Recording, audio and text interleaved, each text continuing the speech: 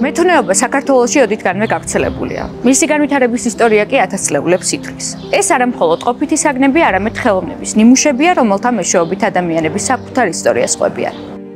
მიუხედავად იმისა, რომ კერამიკული წარმოება მსოფლიოს მრავალ ქვეყანაშია განვითარებული, ქართული კერამიკა მაინც სხვაგვარია. იგი თავისი ორიგინალურობითა და ფერთა ჰარმონიით გამოირჩევა. კერამიკული ჭურჭელის აღმოჩენა არქეოლოგიური გათხრების შედეგად ძირითადად ადრებრინჯაოს ხანიდან იწყება. აქ ვხვდებით სხვადასხვა დანიშნულების თიხისაგან დამზადებულ ჭურჭელს, რაც აშკარად მეტყველებს იმ პერიოდში მეთუნეობის განვითარებაზე. უძველესი დროიდან მოყოლებული კერამიკამ განვითარების რთული გზა განვლო. იცვლებოდა ფერები, ფორმები. კერამიკული ნამუშევრები უფრო დახვეწილი და მკვეთრი ხდებოდა. საუკუნეების განმავლობაში ქართული კერამიკა განსაკუთრებით განვითარდა, უფრო დაიწყეს ახალგაზრდებმა ამ საკითხით დაინტერესება და ჩვენ უკვე ბაზარზე ვხედავთ ქართული წარმოების კერამიკულ ნივთებს და ძალიან საინტერესო არის ის, რომ მათ უფრო ესეთი თანამედროვე დამუშავება აქვთ და ისინი გამოიყენებენ იმ ფორმებს, იმ ორნამენტებს და იმ ფერთა გამას, რომელიც მაგალითად შუა საუკუნეებში უფრო იყო წარმოდგენილი. მოცემულ სერიაზე გამოსახულია ორსახოვანი ავტოპორტრეტი. ერთი, რომელიც პატივსცემს ტრადიციულ ტექნიკებს და მეორე, რომელიც მუდმივად ისწრაფვის სიახლისკენ. 3D კერამიკული საბეჭდი დაზგით არის შექმნილი. როდესაც თიხას ეხები, თითქოს რა ემოციითაც აკეთებ ნამუშევარს, იმ ხასიათს იღებს თიხაც. ქართული კერამიკა რეგიონული მრავალფეროვნებითაც გამოირჩევა. თითოეულ რეგიონს საკუთარი სპეციფიკა და ტექნოლოგიური მიდგომა ჰქონდა. კერამიკული ტრადიციები ერთი მხრივ ადგილობრივი ბუნებრივი რესურსებითა და კლიმატით იყო განპირობებული, ხოლო მეორე მხრივ ეთნიკური ჯგუფების თავისებურებებით.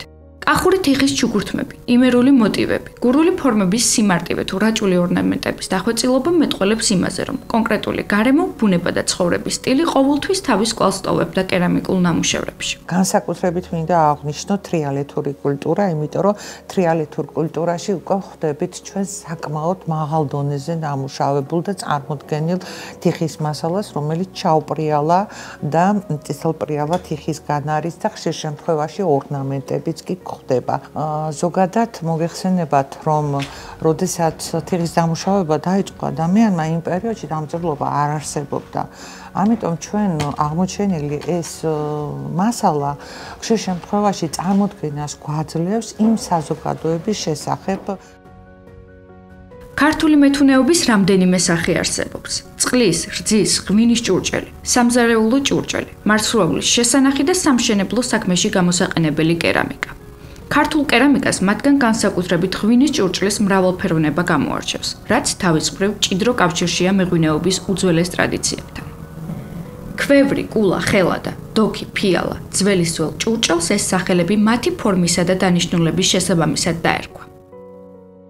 ქართული მეთუნეობის განვითარებაზე განსაკუთრებით მეტყველებს ღვინის დასაყენებელი ჭურჭელი ქვევრი. მისი დამზადება საკმაოდ რთული და შრომატევადი პროცესია.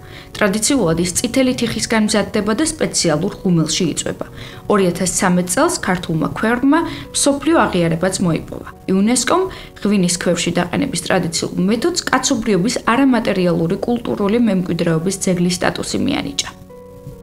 თავდაპირველად ამუშავებ თიხას, აძლევ ფორმას, სასურველ დიზაინს, შემდეგ ეს ნამუშევარი უნდა გაშრეს, რაც საკმაოდ დიდ დროს მოითხოვს. პირველი გამოწვის შემდეგ ხატავ ნამუშევარს, აძლევ სასურველ ფერს, აჭიქურებ და შემდეგ ისევ ხდება მეორე გამოწვა. საკმაოდ მრავალფეროვანია თიხა, არსებობს წითელი თიხა, თეთრი თიხა, შამოტი, განსხვავებული თვისებები გააჩნია თითოეულ მათგანს, განსხვავებულ ტემპერატურაზე იწვება. თვითონ კერამიკა არის ძალიან ექსპერიმენტალური, არასდროს არ იცი რა შეიძლება გამოვიდეს ნამუშევრისგან. ყოველთვის, როდესაც ნამუშევარს ქმნი, ფიქრობ იმაზე, თუ რა ემოცია გინდა დაეუფლოს მნახველს. ეს არის ძალიან მნიშვნელოვანი ჩემთვის როგორც ხელოვანისთვის, ჩემთვის როგორც კერამიკოსისთვის.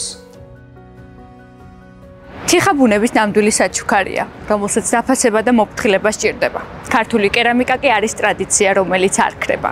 ეს არის ჩვენი კულტურის, სილამაზისა და შემოქმედების ნამდვილი სიმბოლო, რომელსაც თაობიდან თაობას გადავცემთ.